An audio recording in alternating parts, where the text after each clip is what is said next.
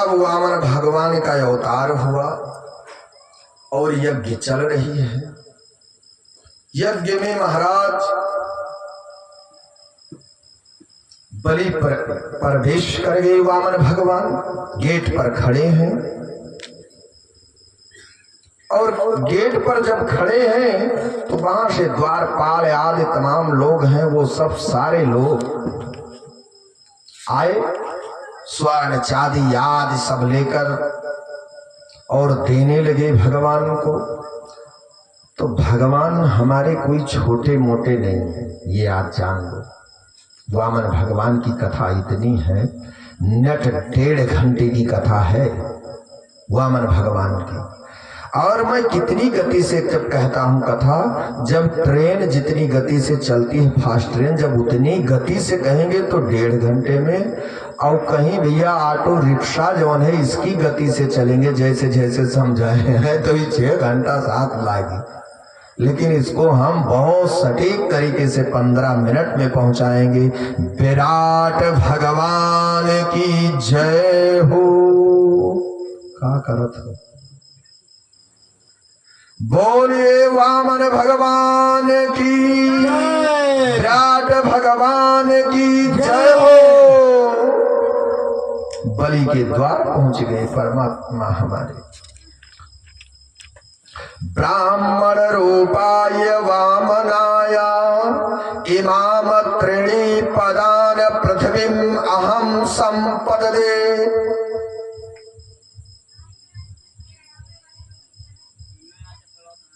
परमात्मा कहता है कि जाओ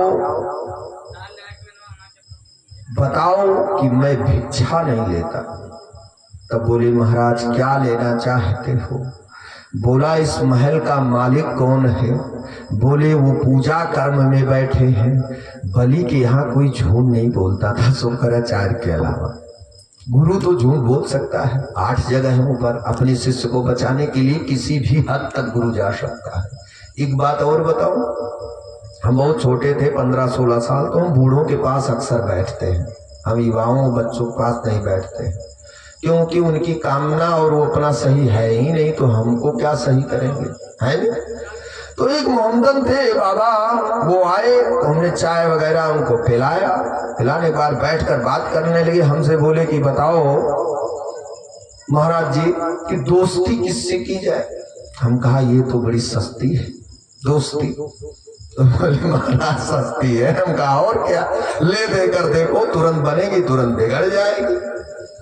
तो बोले ये नहीं मैं पूछता हूँ, हमने ये पूछता हूँ कि दोस्ती किससे की जाए। हम कहा महाराज कौन सी कामना है?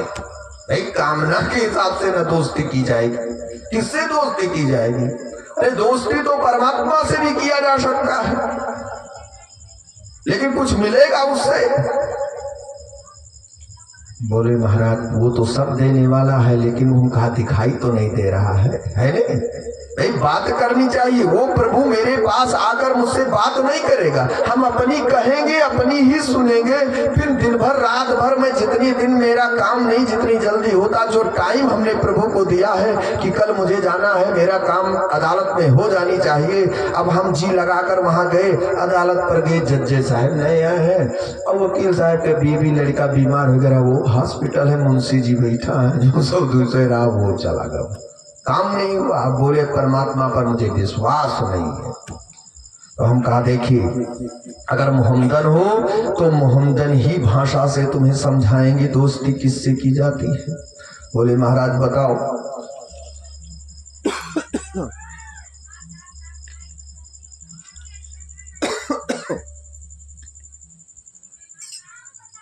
हमने कहा बाबा सुनो, एक मोहम्मदन थे, चदरिया को बिछाकर और इबादत कर रहे थे, नमाज पढ़ रहे थे। नमाज का समय था, दोपहर का 1 बजे।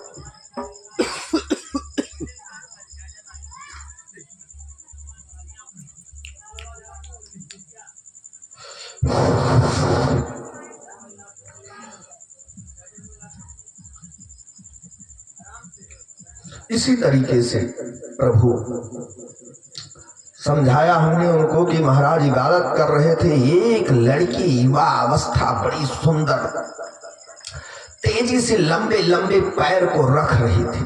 बोले कैसे? कैसे जब कोई व्यक्ति मिले ना, कोई जानवर मिले ना, अपना कोई दुश्मन मिले ना, तो हिरण और लील गाय भी बड़ी मदमस्त चाल चलती है, और जब किसी को देखती है तो बड़ी तेज से भागती है।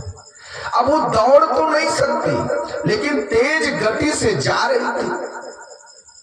इबादत करते हुए मोहम्मदन की चदरिया पर पैर पड़ा और चली गई। ध्यान नहीं दिया कौन है नीचे, कौन है ऊपर, गाड़ी बगल क्या सामने, कुछ नहीं ध्यान दिया। वो देवी चली गई। बाबा की आंखें खुल गई।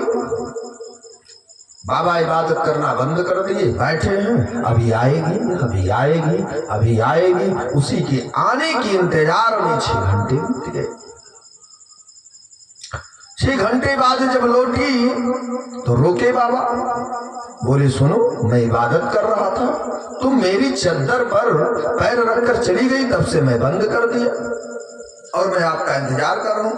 आप ये नहीं देखती थी कि मैं इबादत कर रहा था अल्लाह का? बोली देखो बाबा, ये मेरी गलती नहीं है। तो बोले तब किसकी गलती है? बोला ये मेरा पैर पड़ गया, उसकी गलती है। तो कहीं चलता तो तुम्हारी इंद्रियों से ही है। लेकिन हाँ बाबा, मेरी इंद्रियों से चलता है। तो तुम्हारी इंद्रियां कहाँ थी उस समय? बोले आंख रूपी इंद्री, मन रूपी इंद्री, कान रूपी इंद्री और कर्म रूपी पैर तेजी से भाग रहा था। बोले किधर जा रहा था? बोले आप तो इबादत कर रहे थे, आपको तो होश ही नहीं होना चाहिए। और मैं प्रेम से प्रेमिका से मिलने जा रही थी, अपने प्रेमी से, कि अब मुझे देर हो रहा था। सारे काम कर कर मैं अपने प्रेमी से मिलने जा रही थी कि कहीं देर हो जाए तो नाराज न हो जाए, कहीं ज्यादा देर मेरी इंतजार न करे, इंतजार में क्रोध में मेरा उसका संग न छूट जाए, मुझे मेरे प्रेम से उसको प्रेम में देने में कहीं मुझसे अपराध न हो जाए। लेकिन एक बात बताऊं, मुझे ये ध्यान था, अब आप अगर अल्लाह में लगाए होते तो चदरिया कहां देखते किसका पैर पड़ा? बाबा बोले मेरी आंखें खोल दे बेटी। बोली बाल कृष्ण लाल की जय। तो बलि के दरबार में कोई झूठ नहीं बोलता था। सब गए महाराज को बताए, बोलो जो ले वही पूछ लो, दे दो, जो मांगे दे दो। घी छोड़ रहे हैं बलि महाराज। बड़ी सुंदर भाव से सारी व्यवस्थाएं सब बहुत निवेदन किया। बोले कुछ नहीं, मैं राजा के हाथ से लूंगा जो मुझे चाहिए, मुझे कुछ चाहिए नहीं। राजा को बुलाओ, नहीं मैं जा रहा हूं। अब राजा के द्वार से, बलि के द्वार से कोई चला जावे खाली हाथ, ऐसा नहीं। कर्ण के पास से कोई चला जावे, कुंती राधे के का एक नाम राधा भी है, राधे भी है, कुंती कर्ण का। राधे के पास से कोई चले जावे, ऐसा नहीं हो। एक ही दानवीर नहीं थे, कर्ण भी दानवीर था। तो बलि यज्ञ को छोड़ दिया। कहा देखिए गुरुवर, बोले देखो बलि अब ना उठो, मैंने संकल्प कराया था कि जब तक पूर्ण नहीं हो जाएगा तब तक तुमको उठना नहीं है। बोले कुछ भी हो जाए, कई पल बीत गए, कई क्षण बीत गए, ब्राह्मण अगर क्रोध में चला गया तो मेरा किया कराया सब पर पानी फिर जाएगा। बड़े भाव से उठ दिया और उठकर चल दिया।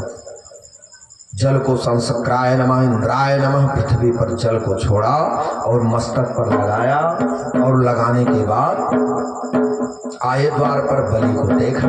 बड़े सुंदर भगवान है। इस ब्राह्मण को देखा, ब्राह्मण रूपाई वामनाई मां, बड़ा सुंदर ब्राह्मण है, 52 अंगुल का है, सूरज चांद के चंद्रमा की तरह चेहरा एकदम शीतल और चमक रहा है। जितना गोरे गोरे हमारे सूर्य भगवान सफेद दिखाई देते ऐसे गोरे गोरे वामन भगवान दिखाई दे रहे हैं। छतरिया लिए, कमंडल लिए, माला जप रहे हैं, खड़ाऊ पहरे हुए हैं, चरण पादुका देखने में एकदम सुंदर लग रहे हैं।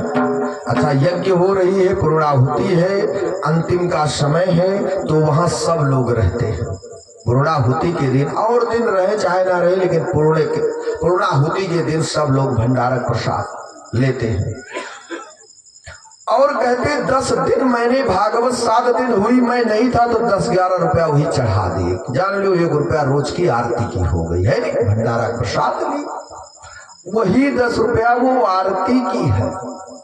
अरे कोई चाहे 100 चढ़ावे, चाहे 200 चढ़ावे, चाहे 500 चढ़ावे, लेकिन वो इसका मेन अर्थ है कि आप वो पूजा नहीं दे रहे हैं, वो आप अपना प्रतिदिन 7 दिनों का भागवत का फल ले रहे हैं। जो सुनने आते तो आरती लेते, 1 रुपया जरूर छोड़ते। इसी तरीके से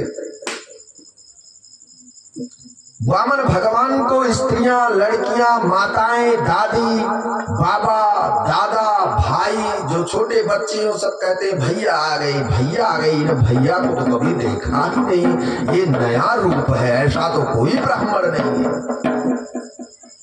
बड़े भाव से कहा, सब लोग अपने मन में सोच रही हैं। और बलि चरणों में गिरकर निवेदन करने लगा, महाराज क्या चाहिए। ब्राह्मण देवता की बात को भगवान को बलि ने सुनकर कहा, महाराज आपको क्या चाहिए, आप बताइए। आप सबको लौटा दिए, हमने तो दर्शन ही नहीं पाया, और ये आपकी महान कृपा है जो मुझे यज्ञ से उठा ली। मैं चला आया प्रभु आपके चरणों में, आपको देखकर मेरा मन मुग्ध हो गया और 100 यज्ञों का मुझे फल प्राप्त हो गया। भगवान ऐसे हैं कि उनको जो देखता है वो उन्हीं का हो जाता है। ये परमात्मा ऐसा है ही कि जिसके पास आया जब तब वो उन्हीं का हो गया, चाहे लड़ाई करके, चाहे प्रेम करके। नहीं मानता तब सुदर्शन चक्र उठाता। कल से सुदर्शन चक्र उठाना शुरू कर देंगे मेरे भगवान। बीच में तो उठाए, जैसे जैसी अवस्था पड़ी वैसे वैसे बचाए, वैसे वैसे सबकी विदाई किया, सबका प्राणांत किया। परमात्मा परीक्षित कहते हैं, भगवान मानवों के चतुर्वर्णों में से किस संतों के पास, किस मानवों के पास परमात्मा सबसे प्रेम करता है। ये बात तो मैंने छोड़ी थी, और एक भक्त यहाँ खड़ा है और एक भक्त मेरे सामने बैठा। सुखदेव जी परीक्षित को बताते, मत्रेय मुनि जी विदुर को बताते, और सूत जी महाराज शौनक आदि ऋषियों को नैमिषारण्य ने कथा सुना, और अब मैं आपको यहाँ सुना रहा हूँ। 4-5 कथाएं चल रही। इसी तरीके से भगवान सुखदेव जी कहते हैं, हे परीक्षित, हे राजन,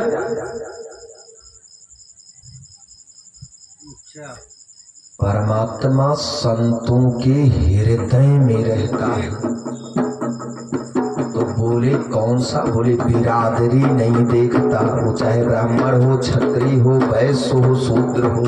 बोले बताओ, तो घर छोड़कर चला जाए, भजन करे, उसी संत के हृदय में भगवान रहते हैं? बोले नहीं। तो बोले कपड़ा जो रंग बिरंगा पहरे, धोती याद लाल पीला, उसके? बोले नहीं। तब बोले भगवान आप ही समझाओ। कहते हे राजन सुनो, भगवान 3 काम करता है हृदय में बैठकर। सबके हृदय में भगवान रहता है, लेकिन सबसे अधिक कभी उसका शरीर के हृदय, उस भक्त के शरीर के बीच में जो हृदय है, हृदय में एक पल 24 घंटे में 1 सेकंड उनका हृदय छोड़कर नहीं जाता। ये मेरे नारायण, वो कौन सा संत है? बोले जो सबसे सरल है, सबसे सरल है। बोले महाराज सबसे सरल? बोले हाँ। 24 घंटा भगवान की जो भजन करने वाला है, उसके बाद जो आदि क्रियाओं करने से पहले प्रभु को ध्यान कर लेता, कर्म करने के बाद प्रभु को ध्यान कर लेता, नाम ले लेता, ऐसे भक्तों के हृदय में मेरे प्रभु रहते। नहीं है कि बैल के जुताई कर रहे हैं तब 2 डंडा मार के 2 गाली दे के, और तब गए तो वो गाली भी 2 लिखी गई, वो डंडा भी लिखा गया, तो ये 2 अपराध हो गया। भगवान का नाम लिया और नहीं लिया, और 2 आगे पीछे दोनों किया, लेकिन 2 गाली और 2 डंडा मार दिया, ये आपका अपराध हो गया। ऐसे संत के पास नहीं रहते जो सात्विक कर्म करते हैं, ऐसे संतों के। अब संत मैंने बताया कोई बिरादरी नहीं, चाहे जितना खाए, चाहे जैसे पिए, चाहे महीनों भर स्नान न करे, प्रभु में मन लगा रहे, अपनी बात किसी से बताई ना जाए, मन से तुम संत रहो, परमात्मा तुम्हारे ही हृदय में रहता है। भक्त वत्सल नाम है। बोले भक्त वत्सल भगवान की जय।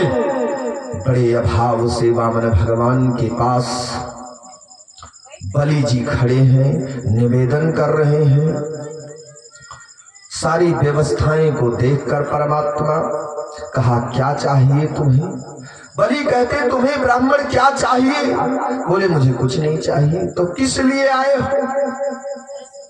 अब बलि को देख रहे हैं, 100 यज्ञ पूर्ण होने वाला, कहे पूर्णवती वसोधारा न करना था।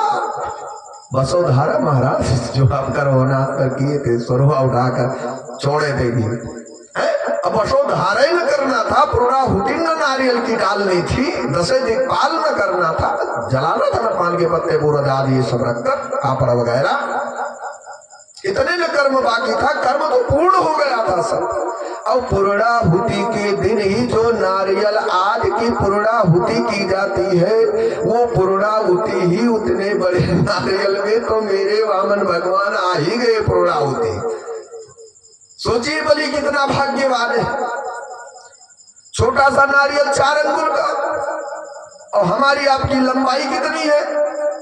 3.5 हाथ की, और एक बित्ते से जोड़ा जाए तो हमारी शरीर 7 बित्ते की। एक महात्मा पूछी पड़ी, कथा हो रही थी बिरादरी में, संतों में, वो नेपाल के रहने वाले थे, और उन्होंने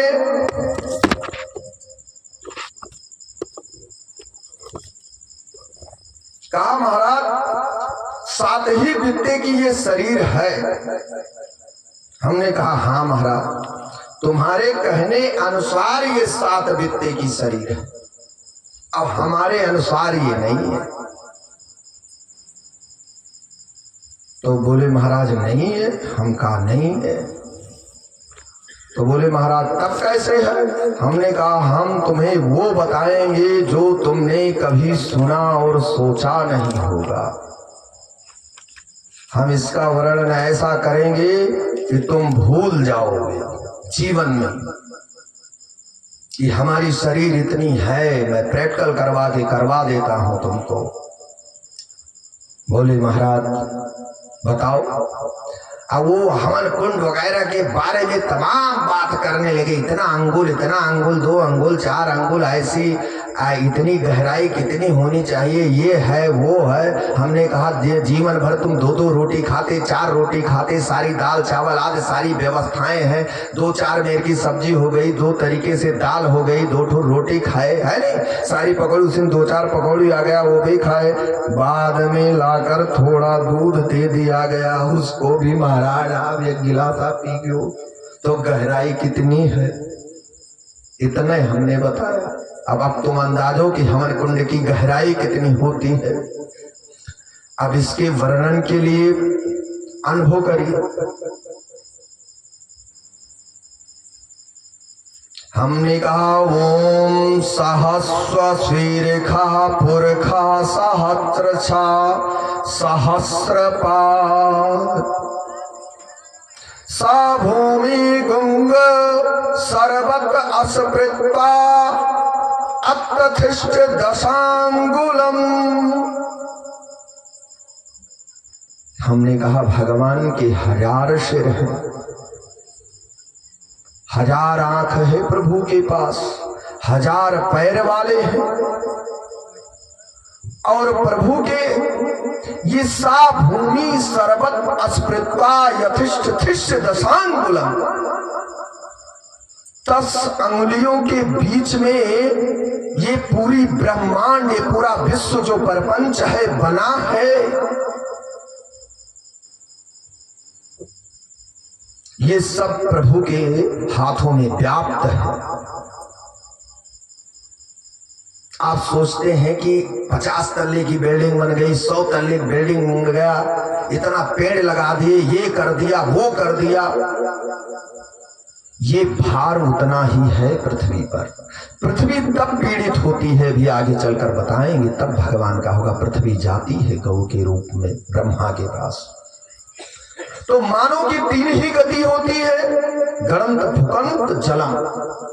या मिट्टी दे दी जाए, बड़ा दुर्भाग्य भागा मानव है, बड़ा नकिष्ट मानव है, पितरों की कृपा नहीं है, कुल देवता की कृपा नहीं है, जिसको मिट्टी की प्राप्ति होती है उसमें कीड़े मकोड़े खा जाते हैं। महाराज जल की समाधि दी गई, 2 बोरा बालू बांधकर रस्सियों से लपेटकर नाव से ढकेल दिया गया। मछली कीट कछुआ आदि तमाम जीव मरकट खा जाते हैं तुम्हारे मांस को, आंख को, धमनियां आदि वगैरह सारे मांसों को खा जाते हैं। उसमें चबाने वाले ऐसे भी जानवर हैं महाराज जो आपकी अस्थियां को भी खा जाते हैं। ये दोनों गति बहुत गड़बड़ है। सबसे उत्तम गति है कि 4 कुंटल लकड़ी में जलाया, बड़ा भाग्यवान मानो।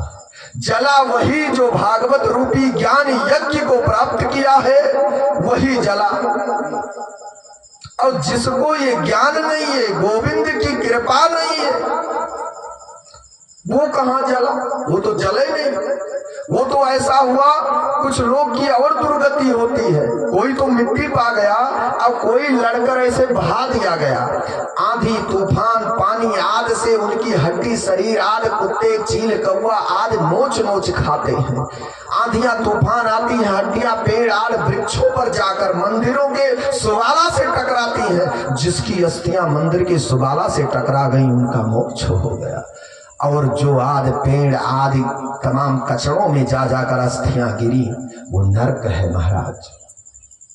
ऐसे एक वैश्या थी काशी में, पान खूब खाती थी, जा रही थी मदमस्त, बात करती थी, किसी को ना नहीं, दिन में 1 आवे 100 आवे, सबसे प्रेम करती थी। खाते खाते पान को खूब पान खाती थी। चूना एक मंदिर आया, प्रेम से बात करते जा रही थी, चूना मंदिर में पहुंच दिया सुबाले में, भगवान शिव ने उनको भी मोक्ष कर दिया है ना। इतने महान पापी अजामिल जैसे उस वैश्या को भी मोक्ष करा दिया। महाराज बोले 3.5 हाथ की ये शरीर है, अपने अपने हाथ से नाप लो, और अपने अपने हाथों से एक एक वित्ते से 7 ही वित्या है। तो बोले महाराज 7 ही वित्ते की शरीर है। हमने कहा नहीं, 10 वित्ते की शरीर है। डायरेक्ट 1 वित्ता हुए तो हजमों के ही ले जाए, है नहीं? जैसे खाए पिए के बाद 1 गिलासा दूध 10 मिनट बाद हजम किया जाए रखा है, और बढ़िया मक्खन वगैरह लगाकर चटनी और लाया जाए, दूध 1 पौवा 250 ग्राम और 4 ठोट ब्रेड दे दिया जाए, ऊपर से कहेंगे महाराज नहीं खाएंगे। लेकिन ठंडी का सीजन हो और बिरादरियों में ब्राह्मण हो, भोजन उपरांत अग्नि का कौड़ा जला हो, है नहीं, अंगीठी जली हो, 5 किलो गंजी डाल दिया जाए, बैठकर गन्ने की पेराई की जाए दांतों से, ऐसा समय हो, ये भी चला जाएगा अंदर। ये अग्नि है ब्राह्मण के पास। उसके बाद 2 लोग 4 लोग बैठे हैं, 5 किलो गंजू खाई जाए, ये बात है। हाँ, ब्राह्मणों का सानिध्य है तो वो भी व्यक्ति इस तरीके से प्राप्त कर कर पचा ले जाएगा। तो बाबा जी ने कहा मोहम्मदन कि महाराज किससे मित्रता की जाए? हमने कहा अनुभव करे महाराज, ब्राह्मण से किया जाए। बोले क्यों? हम कहा ज्ञानियों में ये प्रचंड विद्वान है और मूर्खों में ये महामूर्ख है। कहें क्यों? हम कहा दोस्ती करो, घर परिवार आज सब करो, प्रेम से जीवन चल रहा है। तुम्हारा पड़ोसी तुमको बंदूक मारने गोली मारने का दिन समय रख दिया, सारी व्यवस्थाएं कर दिया, पूरी प्रक्रिया हो सकता है तुम्हें ना मारे, लाठी डंडे से मारकर पीट पाट के पूरी कंप्लीट कर दे। लेकिन दुर्योधन ने भी अश्वत्थामा से मित्रता किया था। द्रौपदी के 5 पुत्रों का सिर काट ले गया, लेकिन आप नहीं जानोगे, उनको नहीं बताया बात, ये आप लोगों को बता रहा हूं, परमाण भी साथ दे रहा हूं, नहीं कैसे मानोगे? हम कहा ये ब्राह्मण को सोचे पूछेगा नहीं किसी से, चाहे इसकी खेत बिक जाए, चाहे बीवी बच्चे भूखा न जाए, दोस्ती है सुदामा कृष्ण की तरह। तो जैसे कृष्ण ने तीनों लोक दे दिया सुदामा को, ऐसे ये ब्राह्मण बंदूक उठाएगा, सबको मार देगा दुश्मन को, चाहे अपना जेल ही चला जाए। मित्रता है तो घर में अपनी बीवी की चीज बेचकर तुम्हें दे देगा, स्वर्ण चांदी बेचकर दे देगा, तुम्हारा सहारा कर देगा। लेकिन एक बात है, ये कलयुग है, इसमें ऐसा ना आप लोग करिएगा। क्यों?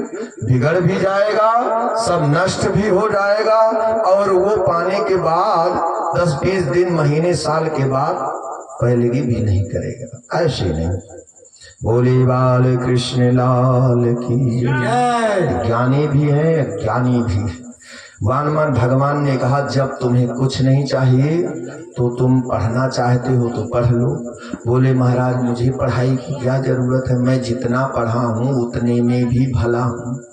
बोले ठीक है, जब तुम पढ़े हो तो बड़ी सुंदर बात है। महाराज जी जो बरैयाद महात्मा थे, अयोध्या में बरई मंदिर है, उन्हीं के रहने वाले थे। भागवत हमारी चल रही थी, दरोगा थे शुक्ल जी, उनके भाई वगैरह दोनों लोग दरोगा थे फायर विभाग, लड़के वगैरह भाई सब यहाँ तहसील में वकालत भी करते हैं। उन्हीं के आए थे, निमंत्रण लिए थे। वो हवन कुंड के दिन ही बात करने लगे, पूर्णाहुति के दिन। हमने कहा एक एक बित्ता नापिए, आप अपनी हाथ उठाइए। हम कहा अपनी शिखा से ललाट पर रखिए। तब शिखा से ललाट पर रखे, ऐसे करके मैंने नपवाया, 10 बित्ता आया महाराज, 10 अंगुलम। कहे महाराज शांति मिल गई। हम कहा और कुछ हुए तो चावल दाल और रोटी 2 सब्जी खावे की हो, दूधो आधा कटोरा आ गए, 2 रोटी और आई गई, यो खाई लो, घाटा है। नाच बात रिलेशन वाले हमें तो बहुत चोट चटकार खोगो तो 2 रोज और रुक जाएंगे, तो इससे अपनी नुकसान है। स्त्रियां भी परेशान हो जाएंगी, परिवार भी। आपका कोई काम सिंचाई खेत की आज करनी है तो कल करोगे, कल का परसों हो जाए, कोई मामला आ गया, 10 दिन बीच पिछड़ गया, धान कहाँ बैठेगा? आप सब लोग धान दा रहे हैं, आपकी धान खड़ा है पौधा पे, अकेले रखाओ, लील गागा वहीं लेट कर रखाओ, नहीं छितरा देंगे अपने पैरों से, खा लेंगे। बोली बाल कृष्ण लाल की। वामन भगवान सुंदर भाव से कहते हुए कहते मुझे पढ़ने की जरूरत नहीं है। तब बोले अब ना करना, सारे की रहस्यों बता रहा हूं, 6 घंटे की कथा है,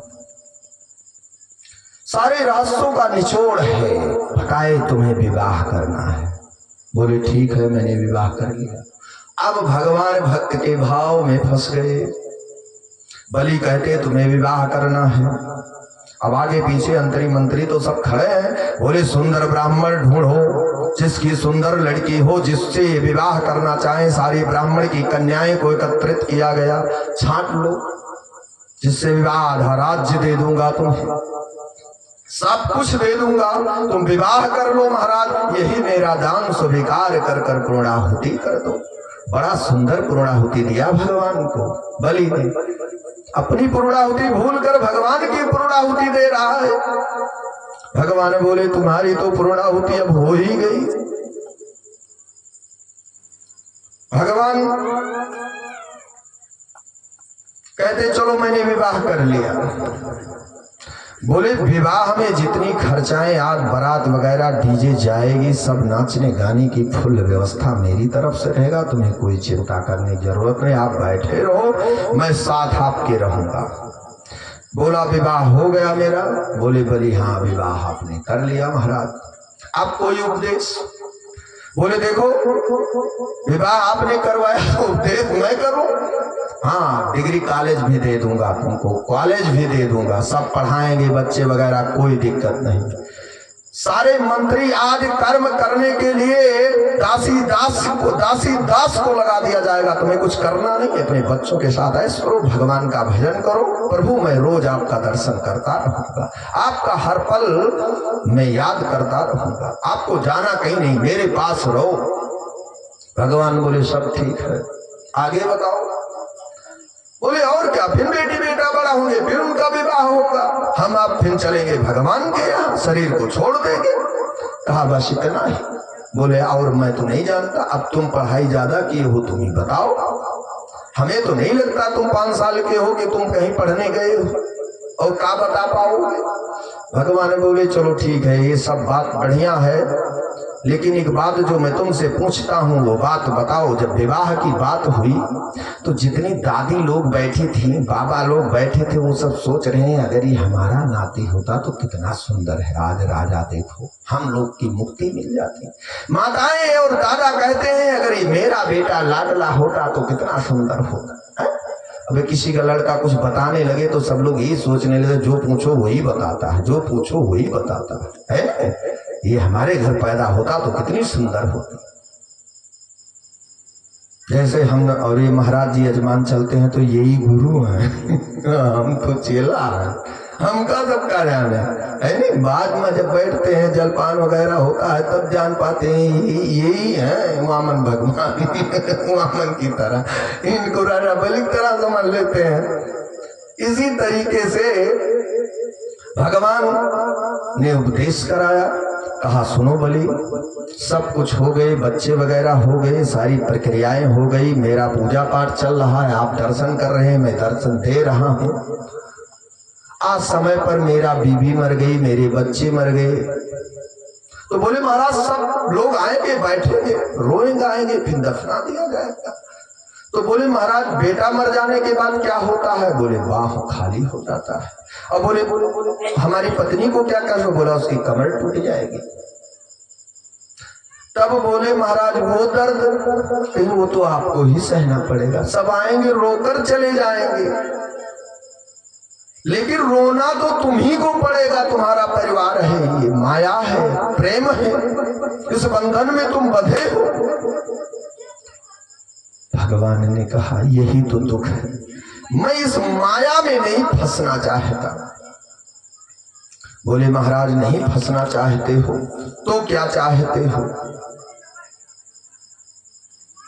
बोले जो मैं मांगू मुझे वो दे दो। बोले क्या? बोले मैं आपसे 3 पग की भूमि मांग रहा हूं। अब जिसका इतना बड़ा हो साम्राज्य, उसको 3 पग भूमि की क्या जरूरत? शुक्राचार्य दौड़े दौड़े आ गए, आए, खूब समझाए, बुलाकर इधर उधर खूब खनफुसकी लगाए, नहीं समझ में कहाँ आएगा, है नहीं? वो तो जानते हैं कि विष्णु है, ये अभी सब छल ले जाएंगे, देवराज इंद्र को दे देंगे, मेरा चेला तो खाली का खाली रह जाएगा। लेकिन इतना नहीं सोचते हैं कि जिसकी पूर्णाहुति के लिए स्वयं पूर्णाहुति करने नारायण अपने हाथ से आया हो। ये गुरु भी की कीमत ही मर गई। हमने कहा नहीं कि ब्राह्मण मूर्ख भी होता है, ये जान लीजिए। इसी तरीके से 3 पग भूमि की बात को मान गया बलि, बढ़ाएंगे तो बहुत बढ़ जाएगा। और कहा महाराज नाप लीजिए, चलो पहले नापने से पहले संकल्प करो। कमंडल में घुसा, भगवान ने टिनके को उठाया, काना कर दिया, निकल कर भागा। बोला देखा ये तुम्हारा गुरु है, ये तुम्हारा गुरु है बलि, देखो छल से सूक्ष्म रूप शरीर को धारण कर कमंडल में चला गया। परीक्षित यही पूछ रहे सुखदेव जी से, महाराज जब शुक्राचार्य हम जैसा मानव था, केवल गुरु की उपाधि ली थी, वेद वेदांत मंत्र पढ़कर, तो वो शरीर को कैसे सूक्ष्म बना लिया? बोले महाराज सुनो, इस तरीके से बनाया। जो ये शरीर परीक्षित तुम्हारी है, ये शरीर है स्थूल, तक्षक सांप रूपी तुमको काटने डसने आएगा तो तुम्हारे स्थूल रूपी शरीर को मिट्टी को काट लेगा। ये स्थूल है, मिट्टी है, मिट्टी में मिल जाएगी। महाराज तब वो सूक्ष्म कैसे बनाया? थोड़ा सुनो। बोले इस शरीर के अंदर एक शरीर है जिसका नाम है लिंग। बोले महाराज लिंग है, इसके आगे कहिए। परीक्षित को समझा रहे हैं भगवान कि सुनो, इसके आगे कारण है। इस शरीर के अंदर एक शरीर जो चौथे स्टेज पर है वो सूक्ष्म है। देखो आज के युग में बड़े बड़े तांत्रिक हैं, बड़े बड़े महात्मा हैं। विद्वानों की परीक्षा भागवत में होती है। विद्वानों की यहाँ तो ये कोनो चीज होगी तो वो यह कहा लगे सुदामा की पत्नी काव ना हो, सुदामा बाप के काव ना हो, है ना। और जो नहीं कहूँ जाए बहन तो वे कहा नहीं कहते कि सुलोचना के बाप के और महतारी के काव ना हो। राजा जनक की पत्नी जो सुनैना है, इनके माता पिता कौन है? अभी का कहूँ जो सुने नहीं है का कहाँ से पूछे। अभी कल यही प्रकरण हो रही थी, हमारे स्वामी जी के साथ हैं एक पंडित जी और आप लोग जानते हैं जो ये गाँव के ध्रुवलाल ओझा जी श्यामलाल मिश्र को सुनाए थे भागवत। तो हमने कहा कि तुमने भागवत का आरंभ किया था और ब्राह्मणों में विद्वान ओझा लोग, तो तुम जरूर चलो। अयोध्या से 4-6 बच्चों को कहे थे, बनारस से कहे थे, सबका एग्जाम चल रहा था। 1-2 बच्चे आने के लिए तैयार हुए, 2-4 दिन के लिए सबको काट दिया। हमका कोई दिखावा नहीं करना है, घर है अपना, जैसा हो पाएगा वैसा होगा। उनको बुला लिया, हमने कहा तुम रहो। तो उन्होंने ही कहने लगा कि बहुत लोग महाराज जी पूछते हैं कि सुदामा के बाप का क्या नाम। तो हम कहा वही है जाना था। अब तू काल से ही पूछे शुरू की हो के सुनाए ना और सुलोचना मेघनाथ पत्नी के माता पिता कौन है? बोली बाल कृष्ण लाल की। बड़े भाव से वामन भगवान संकल्प करवाया और संकल्प के बाद कहा महाराज अब नापो। अब वही सोचे 3 पग भूमि में करेंगे का, लेकिन सोचते हैं छोटे हैं, बच्चे हैं, है नहीं। अब जैसे नहीं दादी बाबा नाती पोता रोने लगे तो शाम गोधरिया का टाइम है, खाना बनाने है तो बच्चे को आपे को छुपाना पड़ेगा, चाहे दादी हो चाहे बाबा हो। तब आओगे चंदा मामा दूर के, गाओगे दूधू भातू लाओ बाबू को खिलाओ, बाबू मुंह में गुट, ऐसा करके हाथ करके ऊपर जाओगे, हाथ नीचे लाओ। इसी तरह ऊपर नीचे हाथ मन दौड़ रहा है महाराज बलि का। वामन भगवान कहते हैं कि बलि क्या सोच रहे हो? बोले प्रभु सोच नहीं रहा हूं, चिंतन कर रहा हूं। बोले किसकी? बोले मुझे आपकी चिंता है।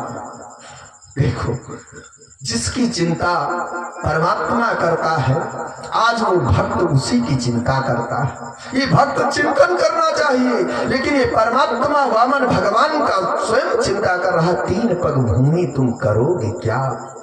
ये बालक, ये ब्राह्मण, ये भगवान ब्राह्मण देवता, पृथ्वी के यहाँ के देवता ब्राह्मण है।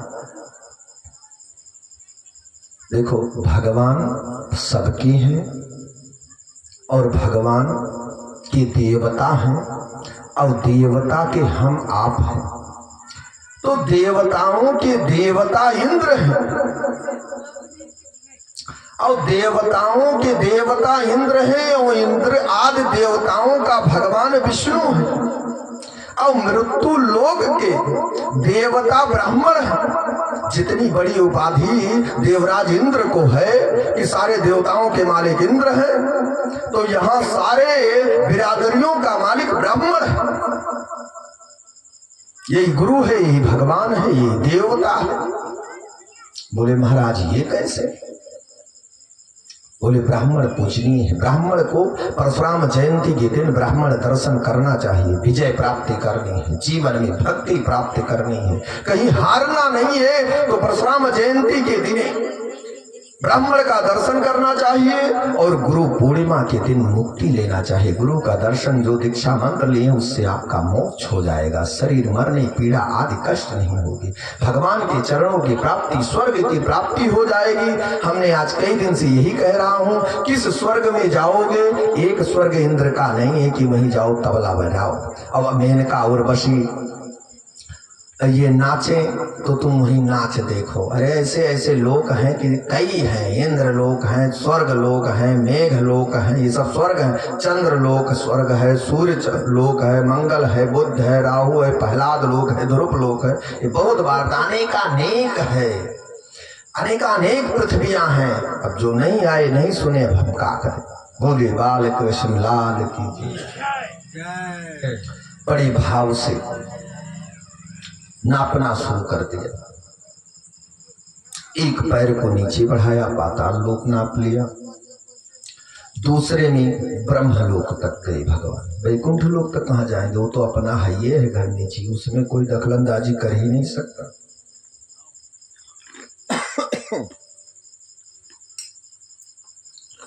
इसी तरीके से प्रभु ब्रह्मलोक तक गए। कमंडल में दाहिने हाथ के पैर की अंगुष्ठा को धुलकर भगवान ब्रह्मा जी ने रख लिया, नारायण की। जैसे रख लिया भगवान ने नाप लिया। भगवान ने कहा अब बताओ, दो ही पैर में संपूर्ण नाप लिया। श्रम जल बिंद कमंडलु राख्यो, भगवान के चरणों का जल ही गंगा है।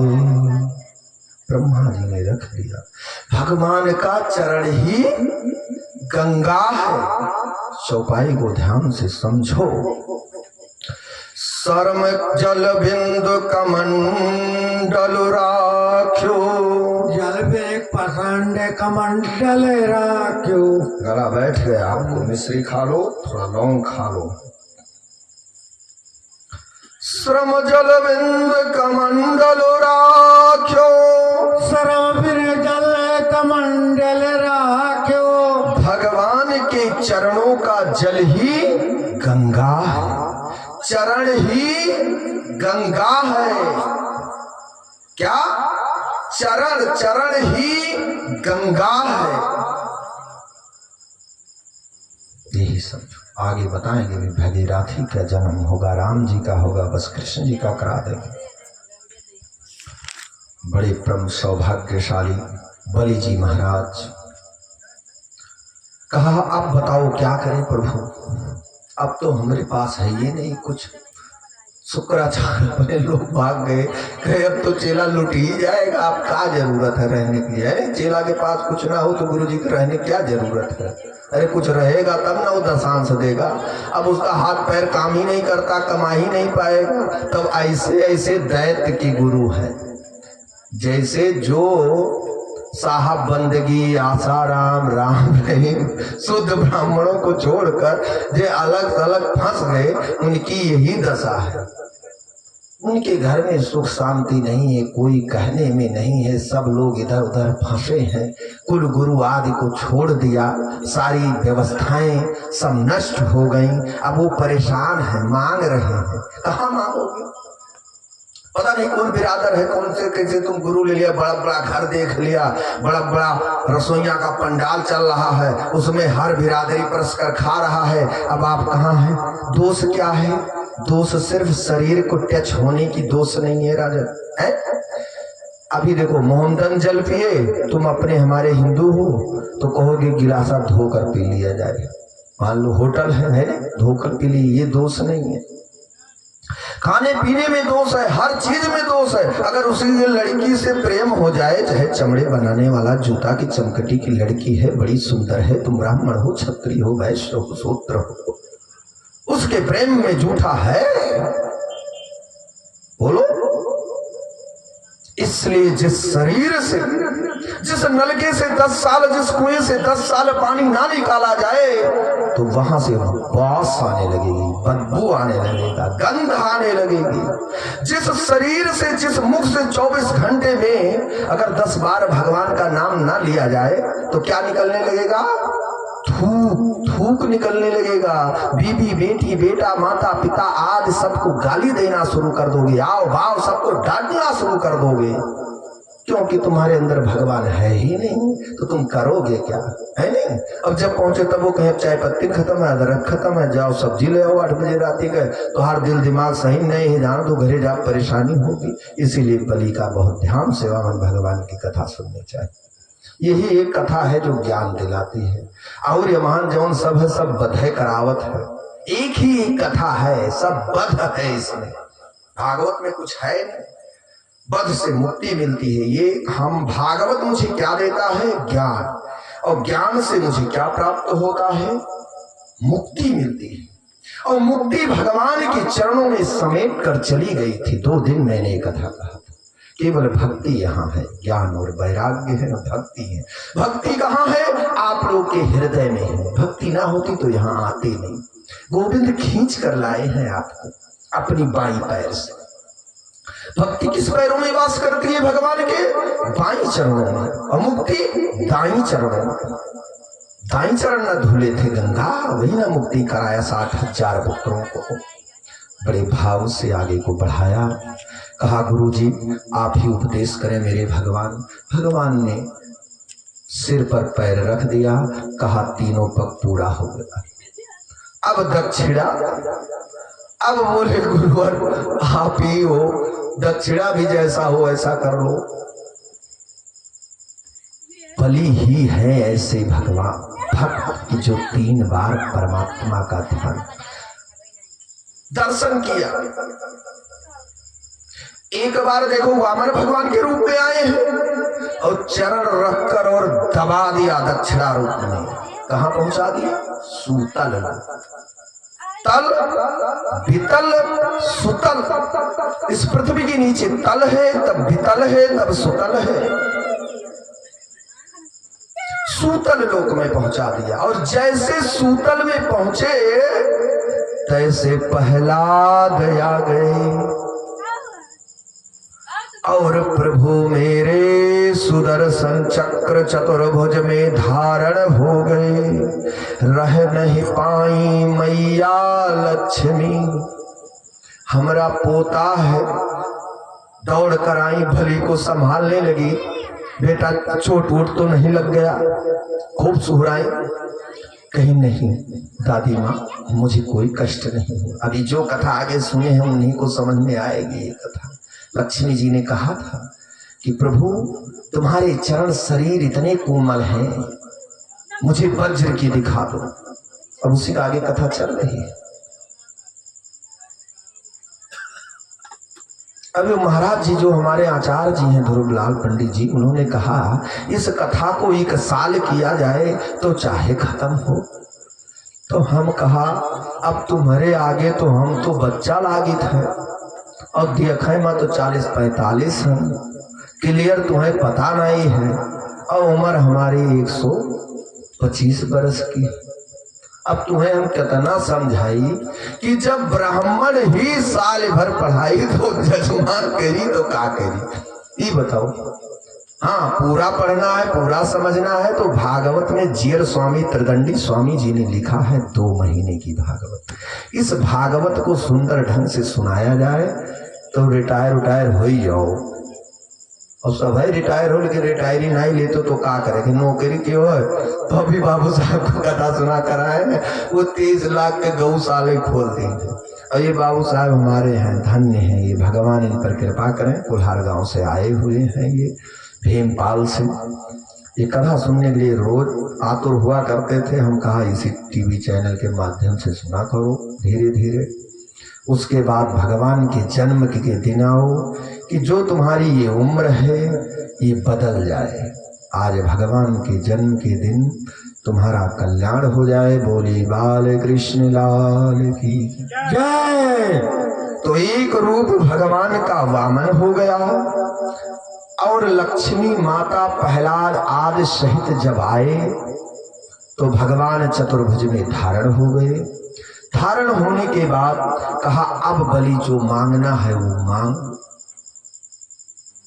स्थापित कर दिया स्वर्ग पर देवराज इंद्र अपनी देखभाल करना शुरू कर दे।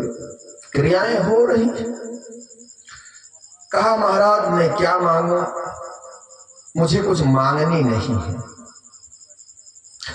मैंने आपको डिग्री कॉलेज विवाह करा रहा था, डिग्री कॉलेज स्कूल दे रहा था आपके परिवार के लिए। अब आप ही कोई कॉलेज बना दो मेरे लिए। वो कॉलेज ऐसा बनाओ कि संसार मुझे जाने। बलि ने यही कहा ऐसा कॉलेज बनाओ, ऐसा स्कूल बना दो प्रभु कि संसार मुझे जाने। भगवान ने कहा ठीक है भैया, तुम्हें संसार जानेगा। कहा 7 बार पृथ्वी आकाश पाताल 14 भुवन जलमग्न हो गया है। आज के डेट में मैं बता रहा हूं, ये भगवान नहीं कहते, ये मैं कह रहा हूं। और भागवत भी कहता है कि 8वीं बार इस त्रिभुवन की रचना हुई है। और ये जानो कि ब्राह्मण यहां का देवता कैसे हुआ। 3 वर्णों का, क्षत्रिय वैश्य शूद्र। ये ब्राह्मण इन 3 वर्णों का देवता है। और जो ब्राह्मण कर्मकांडी नहीं है उन ब्राह्मणों का भी वो देवता है। तो ये चारों वर्णों का ये ब्राह्मण देवता क्या, ये ब्राह्मण ब्रह्मा है। जो हम सुना रहे हैं तो हम नहीं कहते हैं ब्रह्मा है। ये आज घड़ी जिस डेट पर मैं मंच पर बैठा हूं ये विष्णु स्वरूप है, व्यास स्वरूप है। ये वही बोल रहे हैं, मैं नहीं बोल रहा। मैं एक ही बार पूरी भागवत को पढ़ा था भ्राताश्री के चरणों में। चले गए, अभी कुछ डेट रखना था, किसी का कुछ मामला था, बोले सुबह आए। एक ही बार मुझे उन्होंने पढ़ाया और मैंने बलरामपुर में भागवत की कथा कही। 6 बजे से शुरू करता था, 11:30 बजे बंद करता था। चंद्रभूषण तिवारी के यहाँ रजिस्ट्रार कानूनगो थे, मनकापुर में तुम्हारे यहाँ रह गए थे। पूरे तहसील के अधिकारी थे। बोली लक्ष्मी नारायण भगवान की जय। विराट स्वरूप वामन भगवान की जय। भाव से भगवान ने कह दिया कि सुनो अब तो कुछ मांगने पड़ेगा। तो बोले एक बात है, मांग लेता हूं। बताइए, बताओ क्या चाहते प्रभु। मैं जब मेरी इच्छा प्रकट हो, जब मैं अपने कमरे से डोर दरवाजे से बाहर निकलूं तो मैं आपका हर पल दर्शन करूं। आप मेरे इस आवास पर ही रहिए प्रभु। भगवान बोले ठीक है। भगवान रह गए। भगवान जब रह गए तो लक्ष्मी जी साथ में ही। लक्ष्मी जी बोली ये क्या दे दिए, जहां हो तहां त्रिलोकीनाथ लुटाते ही रहते हो, तुम्हें मेरी तो ध्यान ही नहीं है। हमने कहा था कि ऐसा स्वरूप न धारण करना। अभी इसके पीछे कुछ इन्हीं के बाबा जी से आप दिए हो नरसिंह रूप में। आज फिर तुम उन्हीं पौत्र को, मेरे पोते को भी तुमने ये दे दिया। अब मैं क्या करूं। भादों की पूर्णिमा के दिन लक्ष्मी जी ने रक्षाबंधन को बांधकर और भगवान को एक रूप में लेकर चली गई। जिस रूप में लेकर गई वो नारायण रूप है। नारायण रूप का दर्शन हुआ, चतुर्भुज रूप का बलि जी को दर्शन हुआ, वामन अवतार का भगवान को दर्शन हुआ। और एक तो जब शरीर छूट गई थी देवराज इंद्र के मारने से, वो तो मेरे बलि ने देखा ही नहीं था कि भगवान मुझे बचाए। तो कौन सा स्वरूप था प्रभु का। ऐसे में 4 बार बलि जी ने दर्शन किया है मेरे नारायण का। इतने सरल हैं गोविंद। तुम भक्ति करके तो देखो, तुम्हें कुत्ते गौ आदि ब्राह्मणों के भेष में आ जाएंगे। ये जान लीजिए। बोले बाल कृष्ण लाल की जय। परीक्षित कहते हैं बड़ी सुंदर कथा सुनाई। ये सब तो ठीक है, लेकिन ये वेद जो उत्पन्न हुआ, ये ज्ञान जो उत्पन्न हुई, ये कहां से उत्पन्न हुई, किसने उत्पन्न किया, क्या किया? सारे जीव को कृपा कर दिया हे प्रभु। और भगवान इसके आगे साक्षात किस रूप को धारण करते हैं वामन के बाद? तो बोले महाराज सुनो, सत्यव्रत नाम के एक राजा थे। भगवान मछली के रूप में आए, बढ़ने लगे, बढ़ते बढ़ते बढ़ते बढ़ते संसार को समेट लिया। परम ज्ञान उत्पन्न हुआ। भगवान का मत्स्य अवतार में प्रकट होकर वेद और वेदांत को बचाया दैत्यों से, और ब्रह्मा जी को फिर वापस किया। भगवान बोले, सुखदेव जी परीक्षित से कह रहे हैं, इतना ही समझो कि भगवान ने मत्स्य अवतार लेकर 4 वेदों को दैत्य से छुड़ाया। इन्हीं के वंशज हैं सब, बलि की, और ब्रह्मा जी को पुनः सौंप दिया। बोले महाराज इसके आगे बोला, हमने तो आपको पहले सुना ही चुका हूं कि आपके पर बाबा है, आपके पिता, हमारे पिता वेद व्यास जी हैं, हमारे बाबा पराशर जी हैं, और पराशर जी के पिताजी नाभि जी महाराज हैं। तो वेद व्यास जी को, मेरे पिताजी को उन्होंने वेद दिया था नारद जी के द्वारा। बोले महाराज आगे की कथा सुनाए। ये तो कथाएं सब चल रही हैं, लेकिन छोटी सी कथा मेरे मन में उत्पन्न हुआ। बोले क्या? बोले कितनी वंश चलती है इस लोक में, मैं तो चंद्रवंशी हूं, इस संसार में सूर्य वंश भी आया होगा। सुखदेव मुनि सुंदर भाव से कहते हैं, हे परीक्षित, 2 ही वंश चलता है संसार में, एक सूर्य वंश, एक चंद्र वंश। तो बोले महाराज सूर्य वंश का कुछ वर्णन कर दीजिए। सूर्य वंश में कौन कौन राजा प्रकट हुए, कौन कौन भगवान ने अवतार लिए उसमें? अगर ये मुझसे छूट गया तो मेरे मन को शांति नहीं मिलेगी। राम कृष्ण दो एक हैं, राम कृष्ण दो एक हैं, अंतर नहीं निमेष, अंतर नहीं निमेष, एक नयन चपल है, एक नयन चपल है, एक नयन गंभीर, एक नयन गंभीर। बोले राम कृष्ण भगवान की जय। कहा देखो महाराज, नारायण के पुत्र कमल हुए, कमल के पुत्र ब्रह्मा हुए, और ब्रह्मा के पुत्र मरीच हुए, मरीच के पुत्र कश्यप जी महाराज हुए, कश्यप जी के पुत्र सूर्य जी महाराज हुए, जो सूर्य है त्रिभुवन के मालिक हैं, जिनके प्रकाश से आपके समस्त रोग नष्ट हो जाते हैं। सूर्य के उदय होने और सूर्य को अस्त होने पर जो सिंदूरी कलर दिखाई देता है, इसे कभी दर्शन नहीं करना चाहिए। ये आपके यज्ञों का पवित्र में ब्राह्मण सुनाया होगा कि देखो महाराज, ये वचन है साथ कि सूर्य उदय हो तो नहीं देखना चाहिए, और सूर्य अस्त हो तो नहीं देखना चाहिए, नहीं कोई डूबते नहीं देखना चाहिए, उठते देखना चाहिए, लेकिन लाल हो तो नहीं देखना चाहिए। जन्म हुआ, इसको नहीं बढ़ाएंगे, इतना ही बढ़ा। हम सोचते हैं कितना पिला दें, हम पिला ही नहीं पा रहे हैं। आ ही जाता है लेकिन हम पिला नहीं पाते। अब जो जो भाग्य में हो पी लीजिए।